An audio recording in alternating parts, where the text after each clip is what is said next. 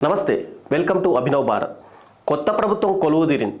Nominated పదవుల పందేరం ఇంకా ఊపందుకోలేదు. రాజకీయమంతా శ్వేతపత్రాల చుట్టూనే తిరుగుతుంది. మరోపక్క ప్రతిష్టాత్మకమైన టీటీడీ చైర్మన్ పదవి ఎవరిని వరిస్తుంది అనే దానిపై విపరీతమైన చర్చ జరుగుతుంది. ఎన్నికల ఫలితాలు వచ్చింది మొదలు ఈ పదవి కోసం అనేక పేర్లు వినిపిస్తూ వస్తున్నాయి. మొదట్లో జనసేన నాయకుడు పవన్ కళ్యాణ్ సోదరుడైన నాగబాబుకి ఈ పదవి ఇస్తారనే ప్రచారం జరిగింది. ఈ విషయంపై స్వయంగా నాగబాబే మీడియా ముందుకు వచ్చి తనకు అలాంటి పదవి ఏది ఇవ్వలేదనే విషయాన్ని స్పష్టం చేశారు. తాజాగా విజయనగరం జిల్లాకు చెందిన సీనియర్ నాయకుడు, కేంద్ర మాజీ మంత్రి పూసపాటి అశోక్ గజపతిరాజుకు టీడీపీ అధిష్టానం కీలక పదవి కట్టబెట్టబోతున్నట్లు ప్రచారం జోరందుకుంది. క్షత్రియ సామాజిక వర్గానికి చెందిన వారికి ఈసారి మంత్రివర్గంలో స్థానం దక్కలేదు. అశోక్ గజపతి ఎమ్మెల్యేగా గెలిచి ఉంటే ఆయన ఖచ్చితంగా మంత్రి అయ్యేవారు. విజయనగరం నుంచి ఆయన కుమార్తె అదితి ఎమ్మెల్యే అయ్యారు. ఉమ్మడి విజయనగరం జిల్లా నుంచి ఆమెకు మంత్రివర్గంలో స్థానం దక్కుతుందని భావించిన బీసీ సామాజిక వర్గానికి చెందిన తూర్పు కాపు ఎమ్మెల్యే కొండపల్లి శ్రీనివాస్కు మంత్రిగా అవకాశం ఇచ్చారు. ఆయన గజపతి నగరం నుంచి అసెంబ్లీకి ప్రాతినిధ్యం వహిస్తున్నారు. పార్టీ ప్రతిపక్షంలో ఉన్నప్పుడు అశోక్ గజపతిరాజుపై వైసీపీ ప్రభుత్వం కక్షగట్టి వ్యవహరించిన ఆయన ఎక్కడ ఆత్మవిశ్వాసం కోల్పోకుండా నిలబడ్డారు.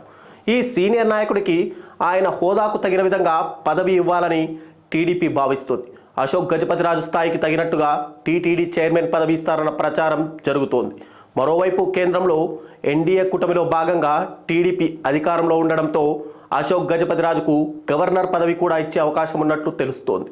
పైగా ఆయనపై ప్రధానమంత్రి మోడీతో పాటు బీజేపీ కేంద్ర పెద్దలకు కూడా చాలా మంచి అభిప్రాయం ఉంది. అందుకే టీటీడీ చైర్మన్ లేదా గవర్నర్ పదవి, ఈ రెండు పదవులలో ఏదో ఒకటి ఖచ్చితంగా ఆయనకు దక్కుతుందని రాజకీయ వర్గాలు అంటున్నాయి.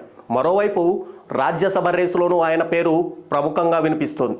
రాజ్యసభకు వెళ్లేందుకు అశోక్ గజపతిరాజు ఇష్టపడుతున్నట్టు సమాచారం.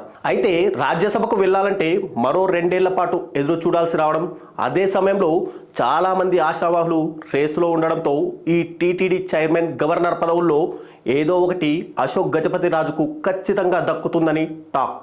మరోపక్క టీటీడీ చైర్మన్ రేసులో టీవీ5 యజమాని బిఆర్ నాయుడు పేరు కూడా వినిపిస్తుంది. ఆయన చాలా కాలంగా టీడీపీకి అనుకూలంగా పనిచేస్తుండడం, గత ప్రభుత్వం ఎంత టార్గెట్ చేసినా సరే ఎన్నికల్లో కూటమి వాయిస్ వినిపించడంతో ఈ పదవి ఇచ్చే అవకాశాలు ఉన్నట్టు తెలుస్తోంది.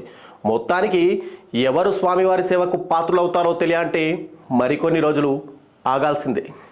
నాయకులారా, మీ పనితనం మీ అధినాయకులకు తెలియజేయాలనుకుంటున్నారు. ప్రజలారా, మీ సమస్యలను మీ నాయకులకు తెలియజేయాలనుకుంటున్నారు. ప్రజా సమస్యల పరిష్కార వేదిక మీ అభినవ్ భారత్.